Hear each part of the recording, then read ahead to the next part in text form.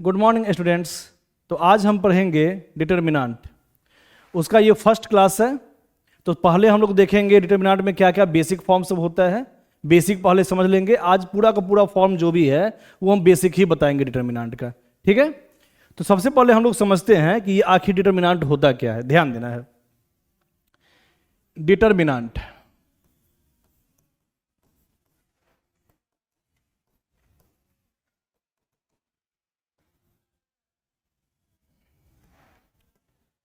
इसके पहले हम लोग पढ़ चुके हैं मैट्रिक्स फॉर्म, है ना। तो मैट्रिक्स में हम लोग कैसे लिखते थे। मैट्रिक्स को कुछ इस टाइप से लिखते थे। ए इज इक्वल टू, मान लो इसके अंदर बहुत सारा एलिमेंट है। मान लो इसके अंदर एलिमेंट है A11, A12, A13, A21, A22, A23, A31, A32, A33, है ना।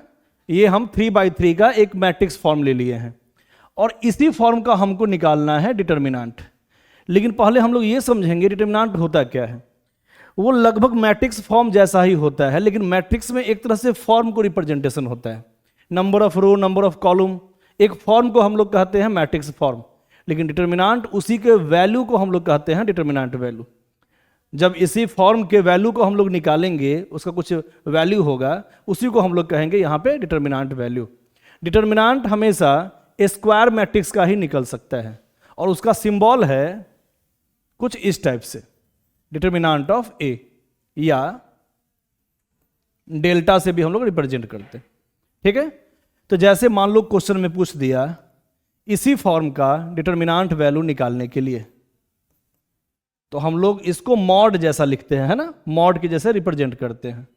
A11, A12, A13, A21, ये सब एलिमेंट है इसके अंदर और इसमें हमेशा number of row, number of column बराबर होगा।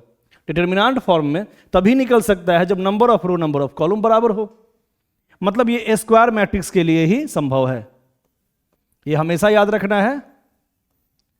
मैट्रिक्स जब स्क्वायर फॉर्म में रहेगा तभी उसका डिटर्मिनेंट वैल्यू निकाल सकते हैं, नहीं तो संभव नहीं है उसका वैल्यू निकालना। मतलब ये ऑर्डर इसका 3x3 है, हम 4x4 भी ले सकते हैं, 2x2 भी ले सकते हैं। ठीक है। तो सबसे पहले हम लोग समझते हैं इसका वैल्यू कैसे निकालेंगे। पहले बेसिक तरीका देखते हैं, फिर इसका बहुत सारा हम प्रॉपर्टी लिखवाएंगे आगे। प्रॉपर्टी से तो देखेंगे इसके, पहले हम लोग देख लेंगे बेसिक कैसे कैसे बनाते हैं, कैसे सॉल्व करते हैं। ठीक है, ध्यान देना है। तो इसको हम लोग सॉल्व करेंगे। अभी मैट्रिक्स को हम लोग सॉल्व नहीं कर सकते हैं, बस वो एक फॉर्म का नाम है, वो हमेशा फॉर्म के अंदर ही रहता है। हाँ, उसको इक्वेट कर सकते हैं। First matrix equal to second matrix है तो उसके अंदर वाले एलिमेंट के वैल्यू को हम लोग इक्वेट कर सकते हैं, मल्टीप्लाई कर सकते हैं, सम कर सकते हैं, डिफरेंस निकाल सकते हैं। लेकिन डिटर्मिनेंट में हम लोग टोटल का वैल्यू भी निकाल सकते हैं। ठीक है। तो देखते हैं। तो इसमें हम लोग इसका जो वैल्यू निकालते हैं, रो वाइज भी निकाल सकते हैं, कॉलम वाइज भी निकाल सकते हैं। तो मैट्रिक्स में हम लोग पढ़े थे, ये है रो 1, ये है रो 2, ये है रो 3, है ना। दोबारा बता रहे हैं।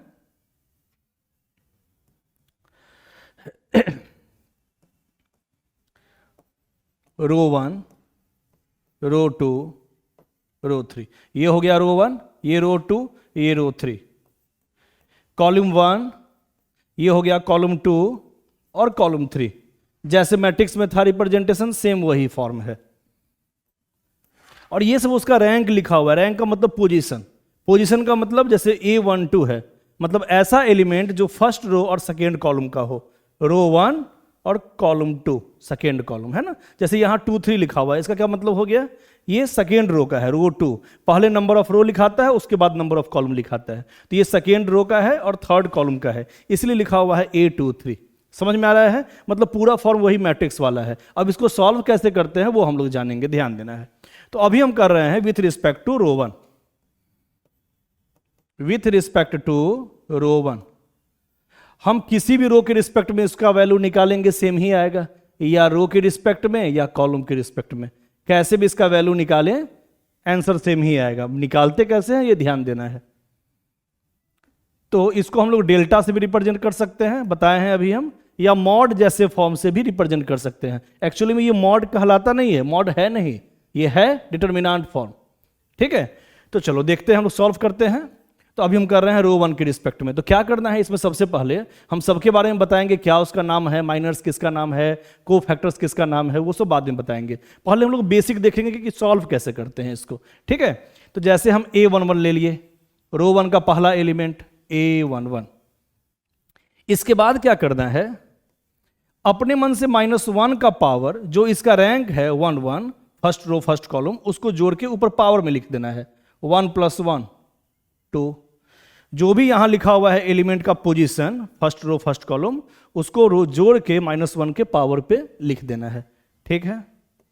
इसके बाद क्या करना है, इसके बाद क्या करना है, A11 का जो कॉलम है और रो है उसके एलिमेंट को हटा दो। यहां लिखे हैं ना A11, तो उसके कॉलम और रो को हटा देना। तो ये 4 फॉर्म बचा, 4 एलिमेंट बचा। जैसे जैसे जिस पोजीशन पे है उसी पोजीशन पे लिख देना।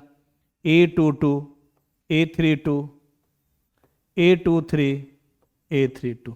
A11 के कॉलम और रो को हटा दिए और ये 4 एलिमेंट था जिस पोजीशन पे उसी कॉरस्पॉन्डिंग पोजीशन पे रख दिए, ठीक है। डिटर्मिनेंट ये बन गया 2/2 का, कोई दिक्कत नहीं है। आगे लिखते हैं, फिर लिखना है रो 1 का फर्स्ट एलिमेंट के साथ हम लिए हैं ये फॉर्म। फिर रो 1 का ये सेकेंड जो एलिमेंट है A12, उसके साथ लेंगे -1 का पावर पहले लिखेंगे। पावर कितना लिखेंगे, फिर से बताओ, जो इसका रैंक है 1 + 2, ये फर्स्ट रो और सेकेंड कॉलम का एलिमेंट है, तो 1 + 2 कितना होता है 3, तो -1 का पावर 3 रख देना। हाँ, अब फिर इसके कॉलम और रो को हटा दो, है ना। इसके कॉलम और रो को हम हटा दिए, तो बच गया ये 4 एलिमेंट। जैसे जैसे जिस पोजीशन पे है उसी पोजीशन पे रख दो। A21, A31, ठीक है। इस दोनों को हटा दिए हैं, सॉरी, इसको और इसको हटा दिए हैं, तो बच गया है A21, A31, A23, A33, ठीक है। आगे लिखते हैं,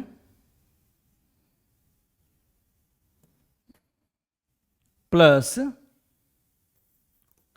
A13 -1 का पावर, फिर से बताओ, अब A13 ले लिए तो -1 का पावर कितना हो जाएगा, 1 + 3 4।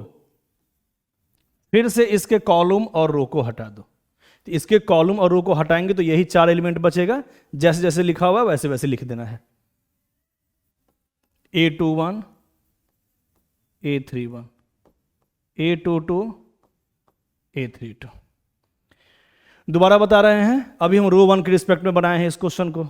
कैसे बनाते हैं, पहले लिख देना है A11, ठीक है। उसके बाद -1 का पावर, जो इसका रैंक है उसको जोड़ के 1 + 1, तो -1 का पावर 2 हो गया, 1 + 1 2 होता है। फिर इसके कॉलम रो को हटा दिए, जो 4 फॉर्म बचा हुआ था उसको लिख दिए, ठीक है। सही लिखे हैं। इसके कॉलम रो को हटाएंगे तो A22, A32, A23, A33 था यहाँ पे, है ना, A33। इसके कॉलम रो को हटाए हैं तो यही 4 फॉर्म लिख देंगे। फिर क्या करेंगे, प्लस करके A12 लिख दिए। फिर -1 का पावर 1 + 2 3। फिर इसके कॉलम रो को हटा दो तो बच गया A21, A31 लिख दिए, और A23, A33 उसके नीचे लिख दिए, ठीक है। फिर थर्ड यहां एलिमेंट लिए हैं फर्स्ट रो का A13, -1 का पावर 1 + 3 4, और इसके कॉलम रो को हटाए हैं तो ये 4 फॉर्म बच गया, वही लिख दिए हैं A21, A31, A22, A32। अब इसको तो हम लोग क्रॉस मल्टीप्लाई करते हैं, ये तो पहले से भी जानते होगे, है ना। इसको हम लोग इस टाइप से कुछ सॉल्व कर सकते हैं।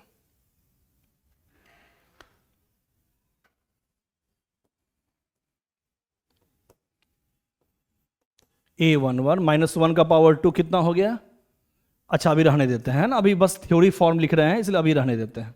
वो तो सबको पता है कि -1 का पावर इवन नंबर 1 हो जाएगा। अच्छा, इसको सॉल्व कैसे करेंगे, क्रॉस मल्टीप्लीकेशन, इससे ऐसे multiply, A22, A33 minus A23, A32, फिर A12 -1 का पावर 3, यहां कैसे लिखेंगे, इससे इसमें मल्टीप्लाई माइनस इससे इसमें multiply, A21, A33 minus A23, A31, ठीक है। फिर प्लस A13 -1 का पावर 4। अब क्रॉस मल्टीप्लाई करो, इससे इसमें मल्टीप्लाई, फिर बीच में माइनस, फिर इससे इसमें मल्टीप्लाई, तो कितना हो जाएगा A21, A32 फिर बीच में माइनस, फिर इससे इसे मल्टीप्लाई, A31 A22। अब जो भी रिजल्ट आएगा वही तुम्हारा आंसर हो जाएगा। ठीक है, तो ये रो 1 की रिस्पेक्ट में हम बनाए थे।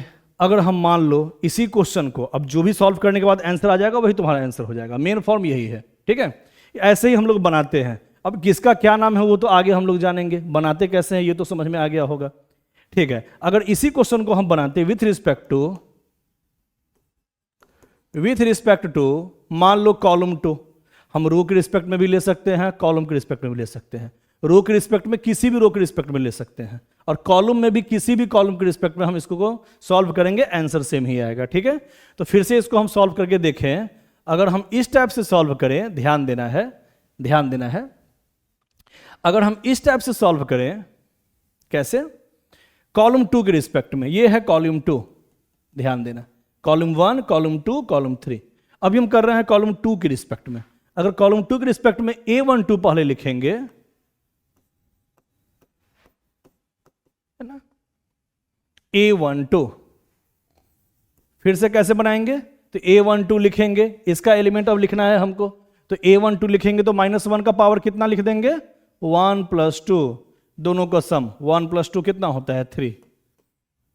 फिर इसके कॉलम रो को हटा दो, तो कॉलम रो को हटाएंगे तो ये 4 एलिमेंट बचेगा। जिस पोजीशन पे जो है उसको उसी पोजीशन पे लिख दो,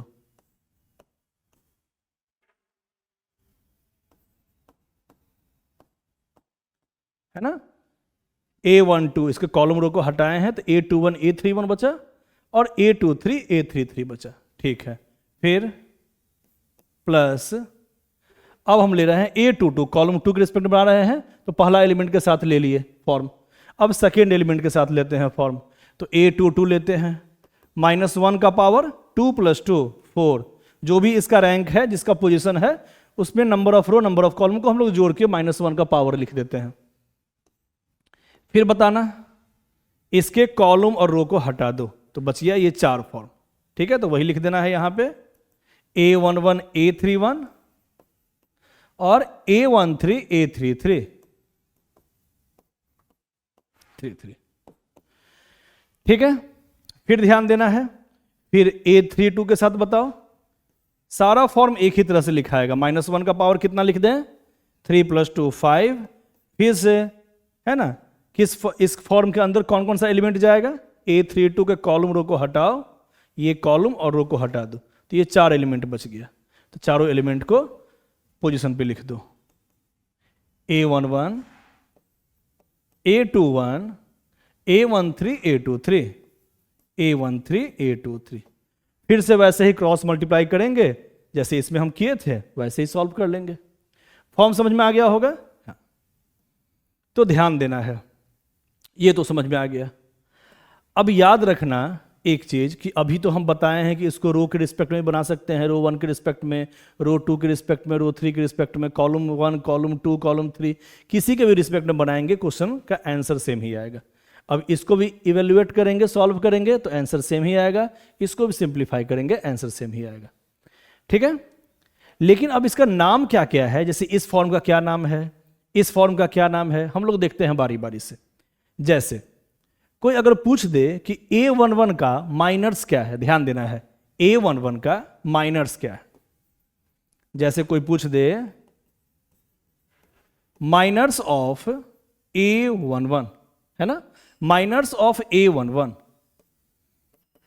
तो A11 के कॉलम रो को हटा के जो ये 4 फॉर्म लेते हैं, मतलब ये मॉड वाला फॉर्म जो दिख रहा है, देखने में मॉड जैसा लग रहा है, एक्चुअली में ये मॉड नहीं है, डिटर्मिनेंट है। तो ये जो फॉर्म दिखता है A11 के कॉलम रो को हटाने के बाद जो 4 फॉर्म, इसी बॉक्स का नाम, जो बॉक्स जैसा दिख रहा है, उसी बॉक्स का नाम है माइनर्स ऑफ एलिमेंट A11, है ना। मतलब कोई अगर पूछे कि A11 का माइनर्स क्या है, तो हम लोग क्या लिख देंगे? A11 का माइनर्स क्या हो जाएगा? कॉलम रो को हटाओ, यही इसी का डिटर्मिनेंट फॉर्म। ठीक है, जैसे मान लो कोई पूछ दे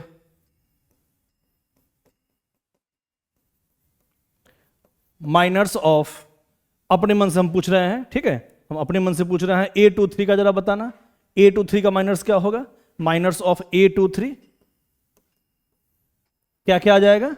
माइनस ऑफ A23, इसके कॉलम रो को हटाओ, है ना, 2 3 A23, इसके कॉलम और रो को हटा दो, ये 4 एलिमेंट बचेगा। उसी 4 एलिमेंट को डिटर्मिनेंट के फॉर्म में लिख दो।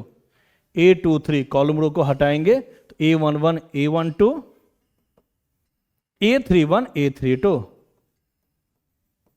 इसी को सॉल्व करेंगे, जो वैल्यू आएगा वो माइनस ऑफ A23 कहलाएगा। फिर से देखो A23 का माइनस, इसके रो और कॉलम को हटा दिए तो ये 4 फॉर्म बचा, 4 एलिमेंट बचा, A11 A12 A31 A32, A11 A12 A31 A32, है ना वही फॉर्म। तो इसी का नाम है माइनस ऑफ A23, ठीक है। लेकिन अगर इसी में अगर हमसे पूछ दिया जाए कि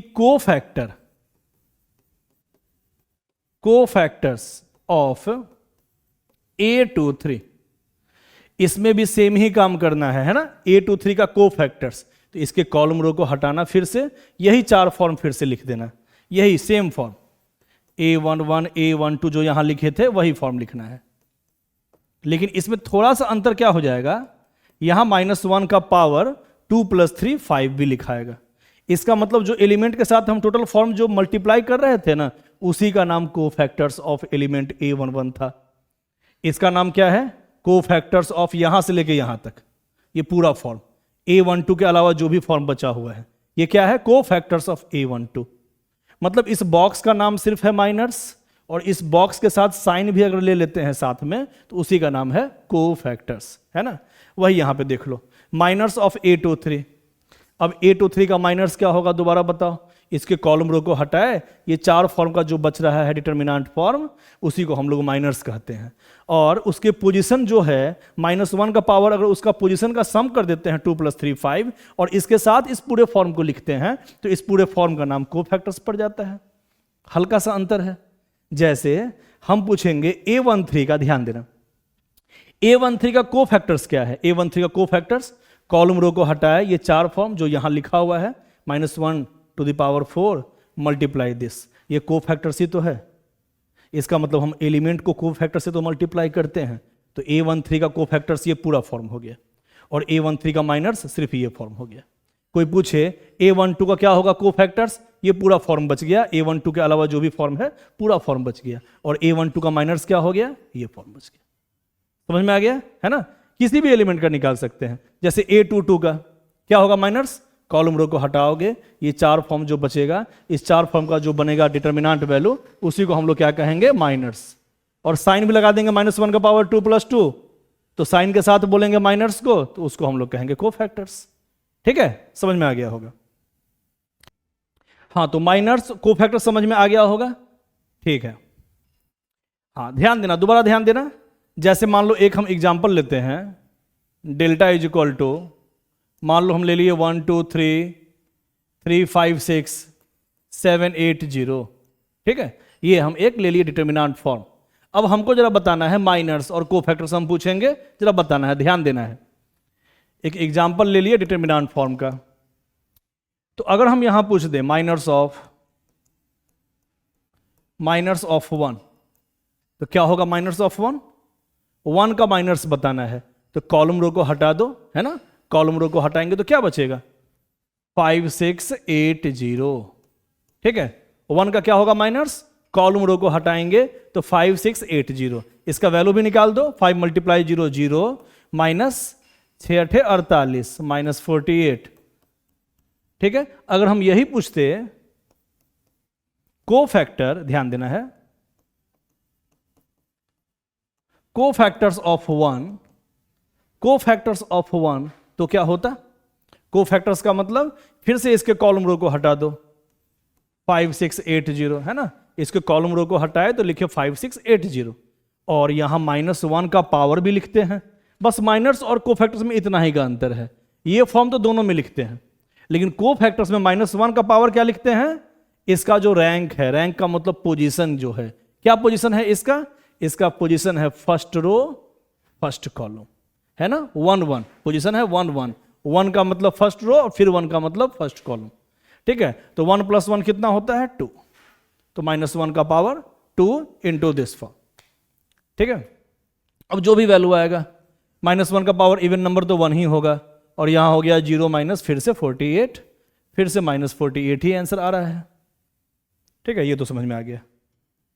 मतलब कहीं कहीं माइनर्स और कोफैक्टर्स इक्वल भी होता है और कहीं कहीं अपोजिट साइन भी होता है ना, बस साइन का अंतर होता है एक तरह से माइनर्स कोफैक्टर्स में। कभी कभी दोनों का साइन सेम भी हो गया, जब भी -1 का पावर इवन नंबर आ गया दोनों का साइन सेम हो गया। ठीक है, ध्यान देना। अगर हम दोबारा पूछे यहां पे कोफैक्टर्स ऑफ मान लो अगर हम पूछ दे 8 कोफैक्टर्स ऑफ 8, तो कोफैक्टर्स पूछ रहे हैं तो यहां साइन भी लिखेंगे ना। -1 का पावर क्या लिखेंगे, पहले पावर हमको बताओ। चलो पावर क्या हो जाएगा 8 का, 8 के फॉर्म के लिए -1 का पावर कितना हो जाएगा, इसके कॉलम और रो को हटाओ और ये फॉर्म लिखो, ये तो आगे हम लिखेंगे ही। इसके बाद हमको पावर बताओ, सबसे पहले हम पावर पूछे हैं, इसके कॉलम रो को हटाएंगे तो लिखेंगे ही हम 1336, ये तो लिखना ही है ना। कोफैक्टर्स ऑफ 8 कॉलम रो को हटाए तो 1336, ये तो चलो समझ में आ रहा है। -1 का पावर कितना हो जाएगा 8 का, बताओ पोजीशन क्या है, थर्ड रो सेकेंड कॉलम, मतलब 3-2 पोजीशन है इसका, है ना। इसका पोजीशन है 3-2, first second third, third row और सेकेंड कॉलम 3-2, तो 3 + 2 कितना होता है 5, तो -1 का पावर 5। जो भी उसका number of row number of column है उसी को जोड़ के लिखते हैं -1 का पावर। ठीक है, तो -1 का पावर ऑड नंबर -1 ही आएगा और यहां बच जाएगा 6 - 9, है ना। 1 × 6 6, फिर -3 × 3 9, तो -1 × -3 हो जाएगा यहां पे। और यही अगर हम पूछते माइनर्स ऑफ 8 तो कितना होता, ये साइन नहीं लिखते, बस यही फॉर्म लिखते 1336। ठीक है, क्या हो जाता है 6 - 9 -3 आंसर हो जाता है। अब समझ में आ गया होगा फर्क, है ना। चलो आगे बढ़ते हैं। तो ये तो समझ में आ गया माइनर्स एंड कोफैक्टर्स बढ़िया से।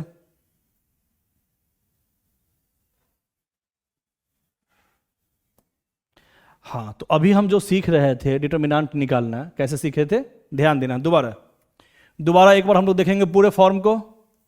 डेल्टा इज इक्वल टू, मान लो हमेशा मैट्रिक्स फॉर्म किसका, डिटर्मिनेंट किसका निकलता है, स्क्वायर मैट्रिक्स का, है ना। सबसे पहले ये याद रखना है, determinant of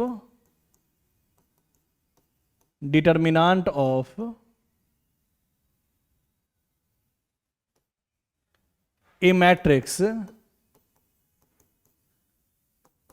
is only applicable for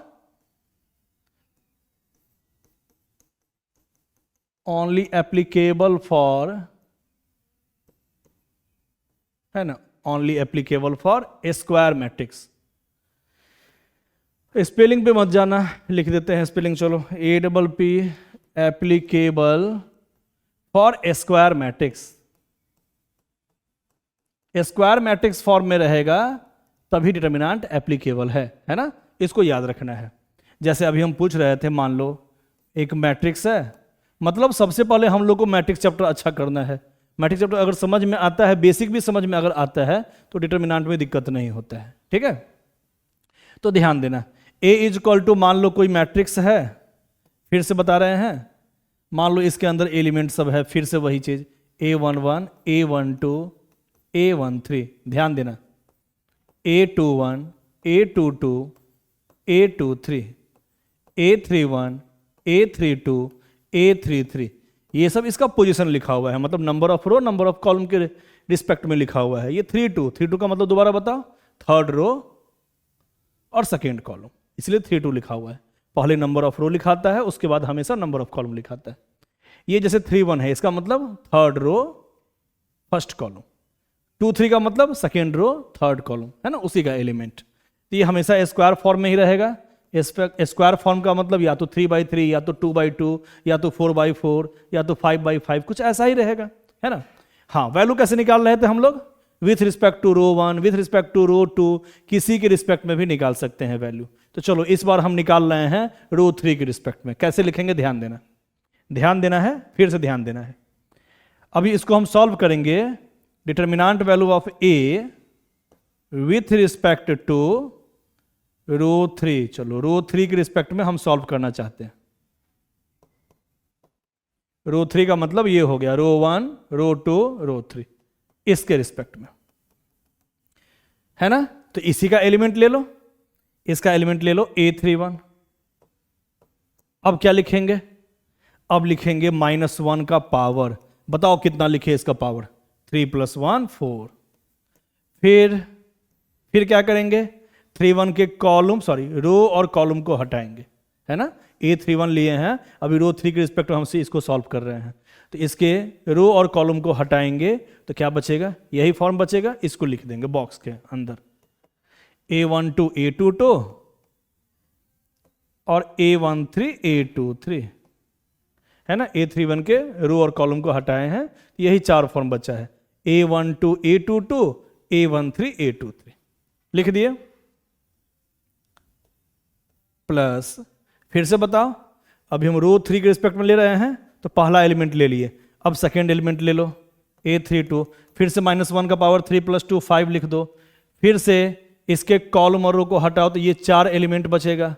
इस 4 एलिमेंट को बॉक्स के अंदर जैसे जैसे लिखा हुआ है वैसे वैसे लिख देना है।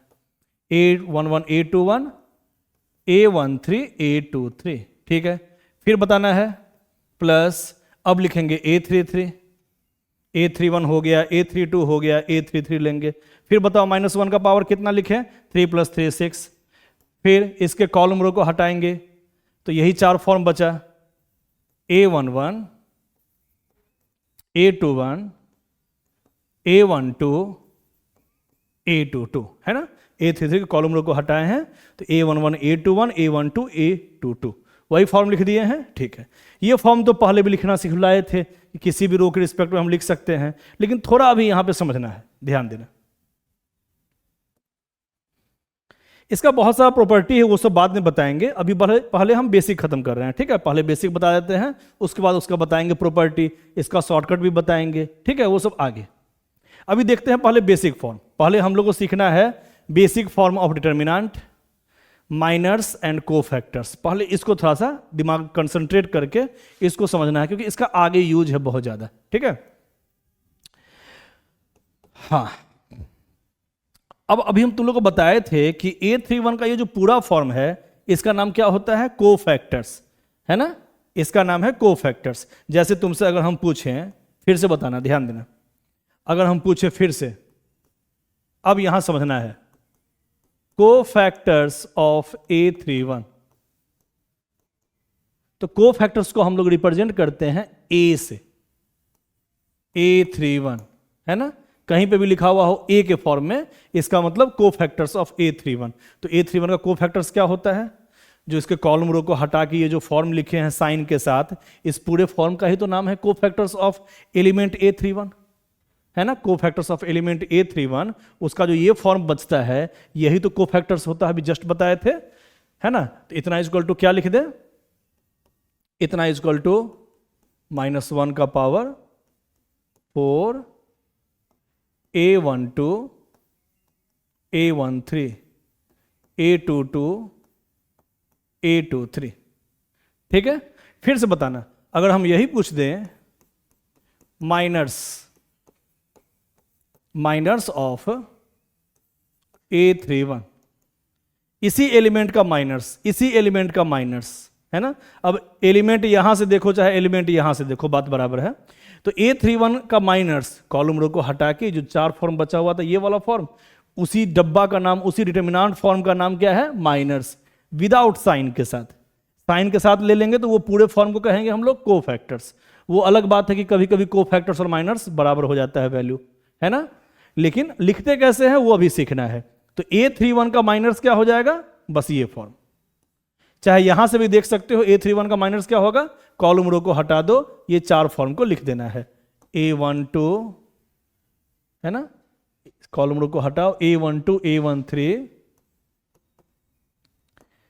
A22 A23, ठीक है। और इसी के साथ अगर साइन लिखा जाता है तो उस पूरे फॉर्म को कहते हैं कोफैक्टर्स, ठीक है। और माइनर्स को हम लोग रिप्रेजेंट करते हैं M से, है ना। जैसे यहां कोफैक्टर्स को कर रहे थे रिप्रेजेंट A से, वैसे ही यहां माइनर्स को करेंगे M से। और रैंक लिख देंगे साथ में 3 1, जो एलिमेंट का रैंक था वही रैंक। जिस एलिमेंट का हमसे पूछेगा माइनर्स कोफैक्टर्स, अब बता सकते हैं, ठीक है। माइनर्स का मतलब जो फॉर्म ये डब्बा वाला है उसका नाम माइनर्स है, और कोफैक्टर्स का मतलब -1 टू द पावर जो भी लिखा हुआ उतना मल्टीप्लाई ये डब्बा वाला फॉर्म, टोटल का नाम क्या है, कोफैक्टर्स है। इसका मतलब हम कह सकते हैं ना, ध्यान देना, इसको हम शॉर्टकट में लिख सकते हैं माइनर्स ऑफ 3 1। ये जो एलिमेंट है A31 उसी का ये माइनर्स है, माइनर्स ऑफ 3 1, है ना। ठीक है, यहां देखना, इसको क्या लिख दें, A32 -1 का पावर 5। जो इस डब्बा का वैल्यू जो हम लोग निकालते हैं, इस डब्बा का क्या नाम है, miners, minors of element A32, तो इसका रैंक भी देते हैं M32। ठीक है, फिर से बताना, ये थ्योरी की भाषा में लिखा हुआ होगा तो ये भी जाना जरूरी है, थ्योरी लिखते कैसे हैं, है ना। -1 का पावर 6, ठीक है, इसका क्या नाम है, माइनर्स ऑफ एलिमेंट A33, तो यहां रैंक दे देते हैं 33। ठीक है, A31। अब इस पूरे फॉर्म को अगर लिखना हो, ये माइनर्स अब मल्टीप्लाई साइन, तो साइन के साथ जो पूरा फॉर्म लिखते हैं इसी का नाम है कोफैक्टर्स, जिसको रिप्रेजेंट करते हैं A से, तो A31। यहां A32 लिखा हुआ था, इस पूरे फॉर्म का क्या नाम था, कोफैक्टर्स ऑफ एलिमेंट 32, और फिर से A33, और इस पूरे फॉर्म का नाम क्या था, cofactors of element A33। Sign के साथ माइनस को लिखते हैं, उसी को हम लोग कोफैक्टर्स कहते हैं। ध्यान से देखना है वीडियो, है ना, ध्यान से वीडियो देखोगे सब समझ में आएगा। अगर नहीं समझ में आ रहा है तो दोबारा एक बार देख लो, एकदम समझ में आ जाएगा। ये थ्योरी सब जानना जरूरी है, इसके बारे में बहुत कुछ हम प्रॉपर्टी बताएंगे, है ना, इसके बारे में कुछ नया नया प्रॉपर्टी सभी बताएंगे। तो पहले तो बेसिक बहुत अच्छे से समझ लो, बेसिक काम देगा। और बेसिक अगर अच्छे से समझना है तो सबसे पहले मैट्रिक्स का बेसिक जानना जरूरी है, बार बार हम बता रहे हैं, क्योंकि मैट्रिक्स डिटर्मिनेंट का आगे भी यूज है। अगले चैप्टर में जो हम लोग पढ़ेंगे adjoint and inverse of A matrix, solution of system, तो उसमें इस सब का फिर से यूज पड़ेगा। मतलब यहां 3-4 चैप्टर एक दूसरे से रिलेटेड है, जो एक दूसरे में काम देगा अच्छे से। तो हम लोग समझ गए, इस डब्बा का नाम माइनर्स ऑफ एलिमेंट दिस, मतलब A31, और पूरे फॉर्म का नाम है कोफैक्टर्स ऑफ एलिमेंट A31। ठीक है, माइनर्स मल्टीप्लाई साइन, साइन -1 का पावर जो भी है, इस पूरे फॉर्म का नाम कोफैक्टर्स है, जिसको रिप्रेजेंट करते हैं A से। ठीक है, ये तो समझ में आ गया होगा। आगे बढ़ते हैं, तो इसको 2 बार 3 बार देख लेना है। मतलब अभी हम यहां बनाए हैं रो 3 के रिस्पेक्ट में, अगर रो 2 के रिस्पेक्ट में लिखते या कॉलम 3 या किसी भी कॉलम के रिस्पेक्ट में लिखते, तो यहां A में क्या लिख देते, जो एलिमेंट का रैंक है वही यहां लिखा जाता है। क्योंकि कोई भी एलिमेंट जब हम लोग लेते हैं, उसके कॉलम रो को हटा के जो ये वाला फॉर्म बचता है, इस पूरे फॉर्म का डिटर्मिनेंट वैल्यू क्या कहलाता है, माइनर्स। और उसी फॉर्म के साथ -1 का पावर दे देते हैं। 3 1 का ले रहे हैं तो 3 + 1 दे दिए, मान लो हम A31 का लिख रहे हैं माइनर्स, तो क्या लिखेंगे माइनर्स में, determinant value of A12, A22, A13, A23। लेकिन कोई पूछ दे कि कोफैक्टर्स ऑफ A31, उसमें भी यही लिखेंगे, determinant of A12, A22, A13, A23, लेकिन साथ में -1 का पावर क्या लिख देंगे, 3 + 1, है ना। ठीक है, तो 2 बार 3 बार वीडियो देख लेना, बहुत बढ़िया समझ में आ जाएगा। ठीक है, अब जरा देखो ध्यान से, अब हम लोग क्वेश्चन पे चल रहे हैं थोड़ा, अभी बस बेसिक बताए हैं तुम लोग को, है ना। तो बेसिक बताए हैं तो 1-2 चीज और देख लो, थोड़ा प्रॉपर्टी देख लो, क्योंकि शुरुआत में ही थोड़ा प्रॉपर्टी का यूज है। प्रॉपर्टी सब इसका लिखवाएंगे, बहुत सारा फॉर्म सब है वो हम लिखवाएंगे। तो सबसे पहले ये देखो ध्यान से, जिसका अभी यूज पड़ेगा, बस अभी उतना ही बता रहे हैं, धीरे धीरे बताएंगे। अभी लेक्चर 1 में नहीं बताएंगे, लेक्चर 2 में बताएंगे थोड़ा फॉर्म सब। अभी पहले बेसिक हम लोग जान जाए अच्छे से। जैसे मान लो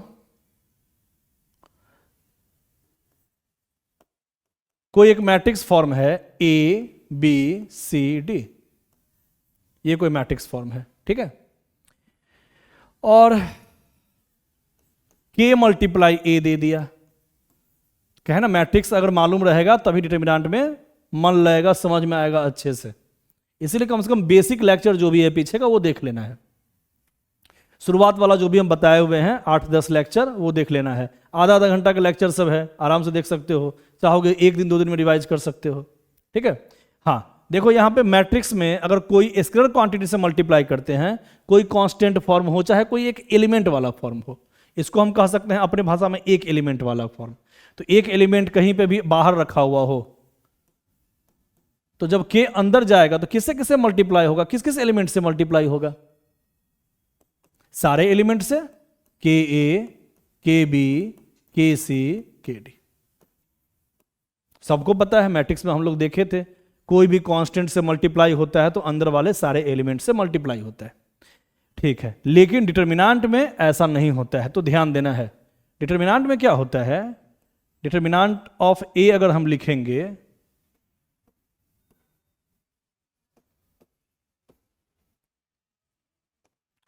और इसमें अगर लिख दें के मल्टीप्लाई ए का, एक मिनट, इसमें अगर लिख दें के मल्टीप्लाई डिटर्मिनेंट वैल्यू ऑफ ए, ध्यान देना, के मल्टीप्लाई डिटर्मिनेंट वैल्यू ऑफ ए, तो के को बाहर भी हम छोड़ सकते हैं, सीधे इसको सॉल्व कर सकते हैं, या अगर के को अंदर ले जाएंगे तो किसी एक ही लाइन में जाएगा मल्टीप्लाई होने।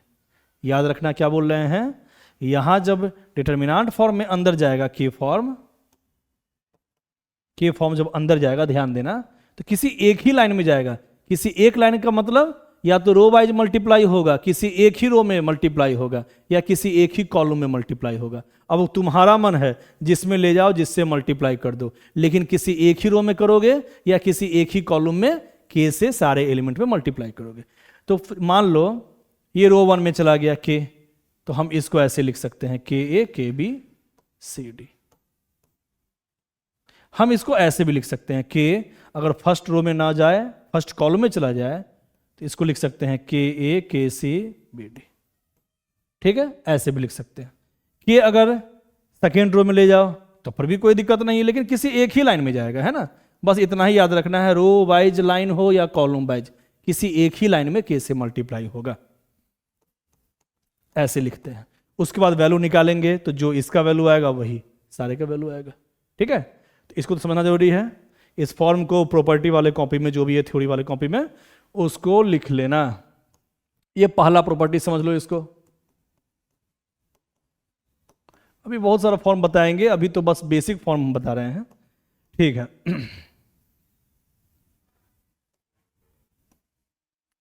यहां तक समझ में आ गया, ठीक है। तो के से अगर हम मल्टीप्लाई किए कोई कांस्टेंट से या कोई स्केलर क्वांटिटी से, तो सारे एलिमेंट में यहां मल्टीप्लाई नहीं होता है, किसी एक ही लाइन के एलिमेंट में मल्टीप्लाई होता है, ठीक है। यहां तक हम लोग समझ गए।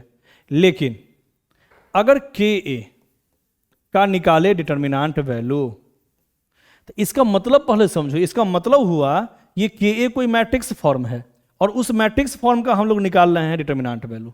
इसका मतलब पहला काम हुआ होगा कि के से ए में मल्टीप्लाई हुआ होगा। जब के से ए में मल्टीप्लाई हुआ होगा तो उस समय तो सारे एलिमेंट में मल्टीप्लाई हो गया होगा, है ना। बात समझो, इसमें तो अंतर है। यहां के बाहर है शुरुआत से ही और यहां के अंदर है शुरुआत से ही। इसका मतलब पहले अंदर वाला काम करेंगे, और अंदर में जो ए है वो डिटर्मिनेंट नहीं है, एक्चुअली में क्या है, मैट्रिक्स है। तो के मल्टीप्लाई ए तो हम लोग कर चुके हैं, देख लो।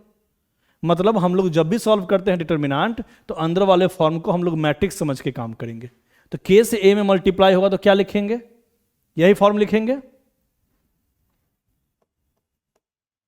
के ए, के बी, पहले अंदर वाला फॉर्म लिख लो, के सी और के डी, है ना। ध्यान देना, के ए, के बी, के सी, के डी, ये के ए का फॉर्म लिख लिए। अब उस फॉर्म का है यहां डिटर्मिनेंट वैल्यू, है ना। हमेशा पहले अंदर वाले फॉर्म को लिख लेना है। यहां अंदर में तो कोई फॉर्म नहीं था, यहां था डिटर्मिनेंट ऑफ ए अलग था और के अलग था, ठीक है। तो यहां हम लोग के से पहले ए के सारे एलिमेंट में मल्टीप्लाई कर देंगे, क्योंकि अंदर में मैट्रिक्स फॉर्म है और उसको बाहर से निकालना है डिटर्मिनेंट फॉर्म। अब अगर इसका हम वैल्यू निकालते हैं, तो अभी हम जस्ट देखे हैं ना कि डिटर्मिनेंट में किसी एक लाइन से ही हम लोग के को निकाल सकते हैं। तो अभी हम कभी भी के अंदर जाता है तो किसी एक लाइन में ही मल्टीप्लाई होता है। तो के जब एक लाइन में से बाहर निकालेंगे तो एक के बाहर आ जाएगा और यहां क्या बच जाएगा, ए बी के सी के डी, है ना। जस्ट बताया है ना तुम लोगों की, के अंदर जाएगा तो एक ही लाइन में मल्टीप्लाई होगा। तो एक ही लाइन से तो कॉमन भी तो ले सकते हो। अब इतना इक्वल टू इतना है तो इतना इक्वल टू इतना भी तो लिख सकते हो। है ना। तो k अंदर जाए तो k से मल्टीप्लाई होगा किसी एक लाइन में, या k अगर हम कॉमन लेंगे तो फिर से ऐसा लिख सकते हैं। तो यहां हम k कॉमन लिए हैं क्योंकि ये अब डिटर्मिनेंट फॉर्म है, तो इसमें से अगर k कॉमन लेंगे तो किसी एक लाइन से ही हम कॉमन ले सकते हैं। k ले लिए, तुम्हारा मन है दोबारा इससे कॉमन ले लो, a b c d, यहां हम दोबारा इसमें से k कॉमन ले लिए बाहर, तो k इंटू के हो गया k स्क्वायर,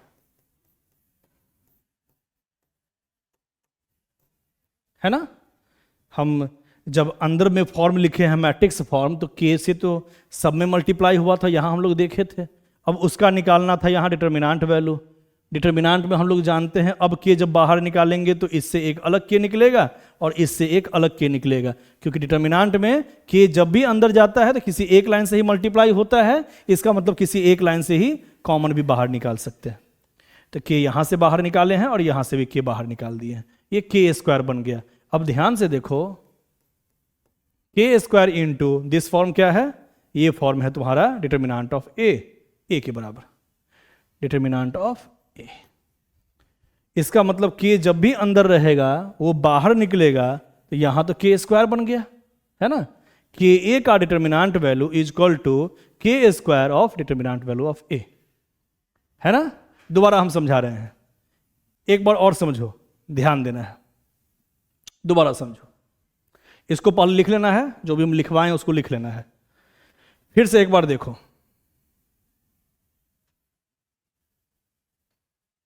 जैसे मान लो इस बार हम ले लेते हैं matrix A is equal to, मान लो हम ले लिए A B C D E F G H I, A B C D E F G H I, ठीक है। अब ध्यान देना दोबारा, अगर हम कहें कि जरा के ए बताओ तो क्या होगा, देखना, गौर करना, एकदम समझ में आएगा। दोबारा देखो, एकदम समझ में आएगा बढ़िया से। अब के से अगर हम ए में मल्टीप्लाई कर दिए तो मैट्रिक्स फॉर्म में सबको पता है के से सब में मल्टीप्लाई होता है, के ए के बी के सी के डी के ई के एफ के जी के एच के आई, ठीक है। और अगर हम बोलें कि जरा बताओ तो डिटर्मिनेंट वैल्यू ऑफ के ए क्या होगा, डिटर्मिनेंट वैल्यू ऑफ के ए क्या होगा, तो जब इसका निकालोगे डिटर्मिनेंट वैल्यू, जब इस अंदर वाले फॉर्म को निकालोगे डिटर्मिनेंट वैल्यू, है ना, के ए जो भी फॉर्म था वो लिख दिए, उसका निकाल रहे हैं डिटर्मिनेंट वैल्यू, तो के कितने बार बाहर निकलेगा जरा बताओ तो। अभी देखे हैं ना, डिटर्मिनेंट फॉर्म में के जितने लाइन में के होगा उतने बार के बाहर निकलेगा। एक यहां से कॉमन बाहर निकलेगा, एक यहां से कॉमन बाहर निकलेगा, एक यहां से के कॉमन बाहर, के 3 टाइम्स आएगा, के इंटू के यहां से के यहां से के यहां, तो के 3 बार मल्टीप्लाई होगा के से, तो हम लिख सकते हैं के का पावर 3, है ना। के निकाल दिए तीनों जगह में से, तब क्या बच गया, A B C D E F G H I, जिसको हम कह सकते हैं इस फॉर्म को डिटर्मिनेंट वैल्यू ऑफ ए। देख लो, ए का डिटर्मिनेंट वैल्यू, इस फॉर्म को तो कह ही सकते हैं। तो बार बार गौर कर रहे होगे कि ये जब भी बाहर निकलता है तो जो ऑर्डर उसका होता है, ये 3/3 का ऑर्डर है, तो 3 बार के बाहर निकला था, के का पावर उतना ही बन जाता है जितना का ऑर्डर होता है। अभी इसके जस्ट पहले बताए थे 2/2, तो के 2 बार बाहर निकला था, है ना। तो के जब भी अंदर रहता है और उससे बाहर निकलता है डिटर्मिनेंट से, तो के का पावर कितना आ जाता है, जितने बार हम के बाहर निकालते हैं। कितने बार के बाहर निकालते हैं, जितना नंबर ऑफ रो होता है या जितना नंबर ऑफ कॉलम होता है उतने ही बार निकालते हैं। तो यहाँ 3 टाइम्स निकाले थे क्योंकि यहाँ ऑर्डर था 3/3 का, उसके पहले 2/2 का था तो 2 बार निकाले थे। इसका मतलब हम कह सकते हैं ये formula K into A is equal to, अगर के को बाहर निकालेंगे तो के का पावर कितना हो जाएगा, के को अगर हम बाहर निकालेंगे तो के का पावर हो जाएगा n, determinant value of A. n क्या है, n is the order of matrix A, n is the order of matrix A, या A बात बराबर है of matrix A, जिसको हम लोग ऑर्डर को n से रिप्रेजेंट करो या n/n। हम बताए हुए हैं कि स्क्वायर मैट्रिक्स जब भी रहेगा तो तुम 3 लिखो या 3/3 बात बराबर है ना, 2 लिखो या 2/2 बात एक ही है। शॉर्टकट में हम लोग n ही लिख देते हैं, मतलब n/n। तो जितना number of row number of column होगा उतने ही बार k बाहर निकलेगा। तो मान लो n ऑर्डर है तो n बार k बाहर निकलेगा। यहाँ 3/3 ऑर्डर था तो 3 टाइम्स बाहर निकल रहा था। 4/4 ऑर्डर होता तो 4 लाइन में से k बाहर निकलता, k का पावर 4 हो जाता है। तो उसी तरीके से मान लो a का जो ऑर्डर है वो n है तो k कितने बार बाहर निकलेगा, n टाइम्स बाहर निकलेगा। ठीक है, तो ऑर्डर हो जाएगा यहाँ पे n और यहाँ पावर भी k का हो जाएगा n। ठीक है, तो इस फॉर्म को याद रखना है।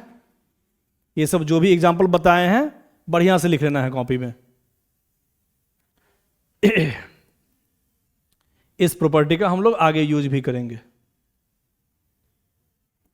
ठीक है, इसको अच्छे से याद रखना है। इसके अलावा ये तो अभी जान ही गए हो कि कोई कांस्टेंट से किसी डिटर्मिनेंट में अगर हम मल्टीप्लाई करते हैं तो कोई एक ही लाइन में मल्टीप्लाई होता है। तो किसी एक लाइन में जाएंगे तो के ए, के बी, सी और डी, या के को रो वाइज ले जाओ या कॉलम वाइज ले जाओ, कैसे भी लिखो वैल्यू सेम ही आएगा। के ए, के सी, बी डी, है ना। के को हम कॉलम वाइज भी मल्टीप्लाई कर सकते हैं, रो वाइज भी। दोनों का आंसर निकाल के देखोगे आंसर सेम ही आएगा 100% से। ठीक है, लेकिन किसी एक लाइन में ही जाएगा तभी आंसर सेम आएगा। अगर तुम सब में मल्टीप्लाई कर दिए मैट्रिक्स के जैसा तब आंसर सेम नहीं आएगा, इसके बराबर नहीं आएगा वो, है ना। तो के कभी भी अंदर जाएगा तो किसी एक ही लाइन के सारे एलिमेंट से मल्टीप्लाई होगा। ठीक है, आगे बढ़ते हैं। जैसे यहां उसी पे क्वेश्चन दे दिया प्रूफ करने के लिए, तो अगर हम प्रॉपर्टी से ना प्रूफ करके डायरेक्ट भी प्रूफ कर दे तब पर भी हो जाएगा। तो अभी तो ये सब सिंपल क्वेश्चन है, विदाउट प्रॉपर्टी से भी बनाएंगे क्वेश्चन बन जाएगा। लेकिन अब तुम ही बताओ, अगर ये ऑब्जेक्टिव क्वेश्चन में आ गया, एग्जाम में मान लो ये ऑब्जेक्टिव क्वेश्चन में आ गया, तो कैसे बनाएंगे।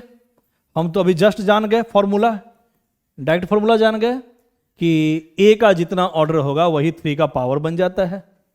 ए का ऑर्डर क्या है, 2/2, तो 3 का पावर 2, 2/2 तो 2, 4/4 तो 4।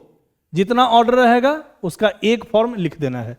ये 2/2 है इसका ऑर्डर, तो 3 का पावर 2 हो गया, इसी के बराबर आएगा। अब यही हमको प्रूफ करना था। ये तो एक तरह से प्रॉपर्टी से अभी प्रूफ कर दिया, अभी क्वेश्चन बन गया।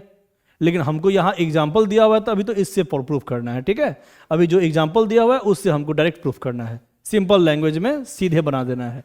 ठीक है, बनाते हैं, ध्यान देना। ये तो हम बता दिए कि 3 बाहर आएगा तो जितना ऑर्डर होगा ए का वही पावर बन जाता है और सीधा आंसर आ जाता है। ये तो हो गया LHS = RHS। लेकिन ये ऑब्जेक्टिव के लिए ठीक है, लेकिन सब्जेक्टिव में पूछेगा तो कैसे बनाएंगे, ध्यान देना है। LHS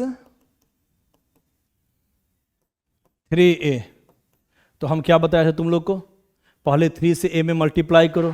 तो अंदर में जो 3a है वो क्या है, वो तो मैट्रिक्स फॉर्म है। यही बात समझना है, यही बच्चा यहां कंफ्यूज करता है। अंदर में मैट्रिक्स फॉर्म है और उसके बाद में हमको निकालना है उसका डिटर्मिनेंट वैल्यू। तो 3 से जब मल्टीप्लाई करेंगे a में तो सारे एलिमेंट में करेंगे मल्टीप्लाई, तो हो जाएगा 3 से 2 में करेंगे 6, 3 से 4 में करेंगे 12, 3 से 5 में करेंगे तो -15 हो जाएगा, 3 से -1 में करेंगे मल्टीप्लाई तो -3 हो जाएगा। ठीक है, 3 से a के सारे एलिमेंट में हम कर दिए मल्टीप्लाई। अब बना रहे हैं बेसिक से। कितना आ गया, -18, फिर माइनस इसमें करो मल्टीप्लाई, 15 × 12 180। अब -1 पहले से भी है तो माइनस प्लस 180। ठीक है, इससे मल्टीप्लाई कर देते हैं तो -18 और फिर बीच में माइनस का साइन, फिर इससे इसमें करते हैं मल्टीप्लाई तो माइनस इंटू माइनस प्लस 15 × 12 180। 180 में से 18 चला गया, कितना आ गया 162, 162। ठीक है, ये हो गया LHS। अब बनाते हैं RHS। 9 multiply determinant value of A। यहां ये अलग फॉर्म है, ये अलग फॉर्म है, तो A का निकाल दो डिटर्मिनेंट वैल्यू, 2, 4, -5, -1 कितना आया, -2, माइनस +20। तो जो भी चैप्टर हम पढ़ाते हैं पहले पढ़ाते हैं KC सिन्हा से, बताए थे। उसके बाद जो भी होगा CBSE का क्वेश्चन, JEE का क्वेश्चन, वो सब अलग से हम लेक्चर के अलग से डाल रहे हैं उसी प्लेलिस्ट में। तो जाओगे संकल्प शिक्षालय में, प्लेलिस्ट में डिटर्मिनांट मैट्रिक्स जो भी खोजोगे आ जाएगा, वहां से सर्च मारना है और लेक्चर वाइज पूरा वीडियो देखना है अच्छे से, ठीक है। हाँ, तो -2 + 20 कितना आ गया? 9 × 18, 18 × 162। देख लो यहाँ पे LHS = RHS। तो अंदर में जो फॉर्म रहता है वो मैट्रिक्स फॉर्म रहता है। तो 3 से जब A में मल्टीप्लाई हुआ है तो सारे एलिमेंट में मल्टीप्लाई होगा, उसके बाद इससे इससे मल्टीप्लाई, माइनस करके इससे इससे मल्टीप्लाई, वही तुम्हारा आंसर। और RHS में वही 3 बाहर निकलेगा, तो जो A का ऑर्डर होगा 3 का पावर 2, ऑर्डर इसका 2/2 था, तो 3 का पावर 2 9, वो 9 into determinant value of A के बराबर तो होगा ही। प्रॉपर्टी में हम तुम लोगों को पढ़ा दिए हैं ये चीज, है ना, प्रॉपर्टी में पढ़ाए हैं अभी। K का पावर कितना जाएगा बाहर आएगा, तो जो A का ऑर्डर होगा, n/n ऑर्डर है तो पावर n हो जाएगा। ये प्रॉपर्टी से बनाते तो एक लाइन में बन जाता है, लेकिन चलो हम लोग इससे बनाए हैं अभी, ठीक है। आगे बढ़ते हैं। अब इसे सीधा वैल्यू निकालना है, जानते हो क्या करेंगे, इससे ऐसे मल्टीप्लाई, 21 माइनस माइनस प्लस 10 कितना हो गया? 31 आंसर। क्या करते हैं डिटर्मिनेंट में? 2/2 तो बहुत आसान है, सीधे इससे ऐसे मल्टीप्लाई कर दो, फिर माइनस का साइन, है ना। देख लो, दोबारा देख लो, 21 फिर माइनस का साइन, फिर -10 हो गया यहाँ, -2 × 5 -10, 21 + 10 31, ठीक है। इसे बताओ, cos × cos A² alpha, minus का साइन, फिर साइन से साइन में मल्टीप्लाई, sin² अल्फा। और अगर ट्रिग्नोमेट्री जानते हो तो cos² theta minus sin² theta क्या होता है? cos 2 theta. तो cos² alpha minus sin² alpha, cos 2 alpha, ठीक है। सब वैसा ही फॉर्म सब है, इस समय तो कुछ है ही नहीं। मेन जो पढ़ाए हैं ना उसको 2 बार 3 बार देख लेना, ठीक है। इससे ऐसे मल्टीप्लाई करो, x + 1 से इसे मल्टीप्लाई, फिर माइनस का काम, फिर इससे ऐसे मल्टीप्लाई करेंगे, x - 1 × x + 1, ठीक है। इससे इसमें कर दिए मल्टीप्लाई, फिर माइनस, इससे इसमें कर दिए मल्टीप्लाई, ठीक है।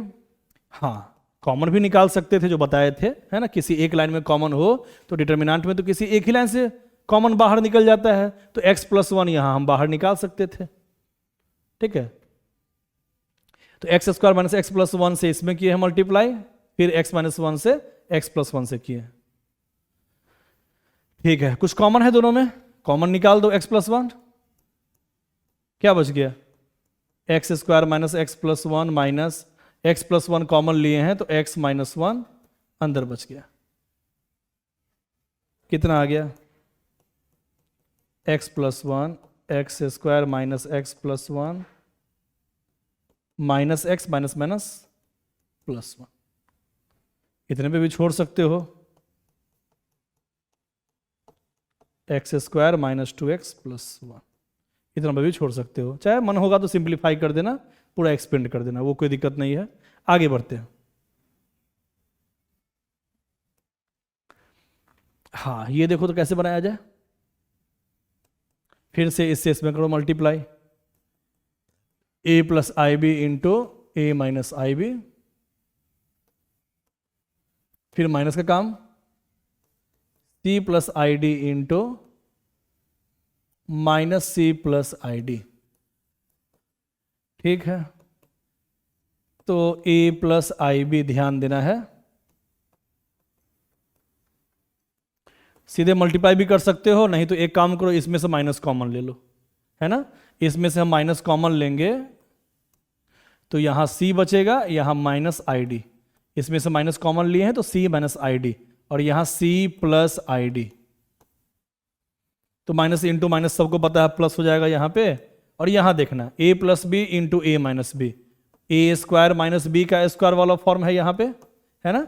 a प्लस इस पूरे का नाम हम रख दिए मान लो b, तो a + b × a - b, a² - b², minus into minus plus, यहां पे भी a - b × a + b का फॉर्म है, तो a का स्क्वायर मतलब पहला वाला का स्क्वायर माइनस दूसरे वाला का स्क्वायर, i का square -1 minus minus plus b², c² i का square -1 minus minus plus d², a² + b² + c² + d²। सबको पता है कि i का स्क्वायर कितना होता है? -1, है ना। हम लोग पढ़े थे कॉम्प्लेक्स नंबर में i का स्क्वायर होता है -1, क्योंकि i इक्वल टू क्या होता है, i का नाम है आयोटा, और ये √1 से हम √(-1) से रिप्रेजेंट करते हैं। ये इमेजिनरी नंबर होता है, जब इसका स्क्वायर करते हैं तो वो -1 के बराबर होता है ना।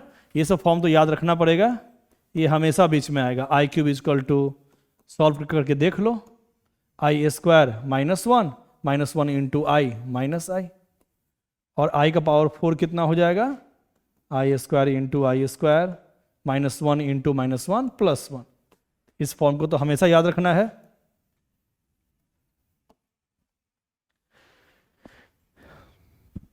हाँ, यहां देखो तो क्या है, राइट द माइनर्स एंड को factors of each element of second column.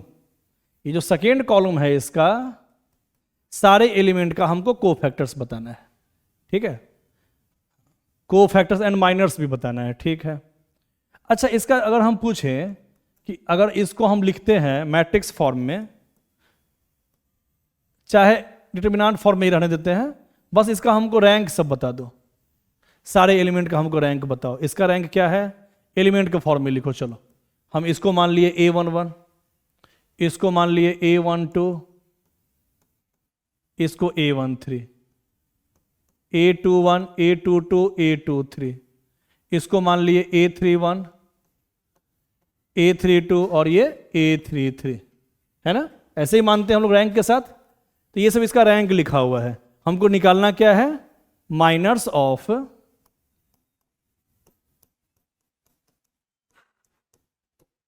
Nine, या कौन सा एलिमेंट, 9 का नाम रख दिए हैं A12, है ना, लिखने में ठीक रहेगा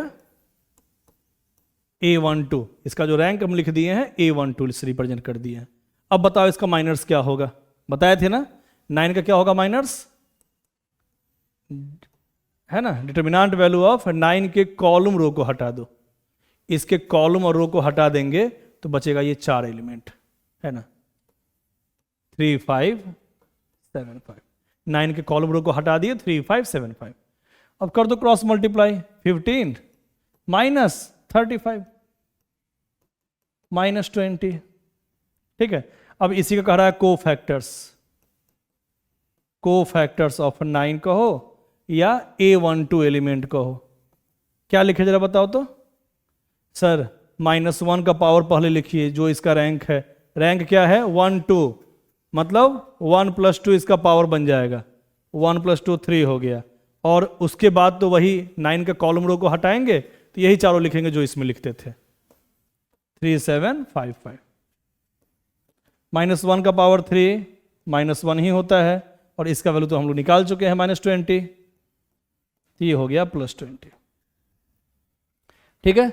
9 का निकाल दिया माइनर्स एंड को फैक्टर्स, फिर 5 का निकाल देना, फिर 4 का निकाल देना, ठीक है। तो सॉल्व हो जाएगा। मान लो अभी हम 1 का और बता देते हैं, यहाँ 4 का बताते हैं। चलो यहाँ 1 और हम सॉल्व कर दे कम से कम, चलो 4 का ही बता दो यहाँ, माइनर्स ऑफ 4।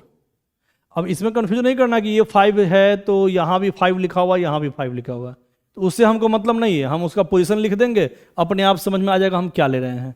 इसका पोजीशन क्या है, अभी चलो 4 का बता रहे हैं, तो इसका पोजीशन क्या है 3 2, तो इसके जगह पे हम लिख देंगे एलिमेंट A32। अपने मन से ऐसे मान के हम इसका एलिमेंट का नाम दे सकते हैं, तो 4 का नाम दे दिए एलिमेंट A32, है ना, मतलब थर्ड रो, है ना, थर्ड रो और सेकेंड कॉलम का एलिमेंट, है ना, A32। अब जरा बताओ इसका माइनर्स क्या लिखें, अब तो कोई दिक्कत नहीं होना चाहिए।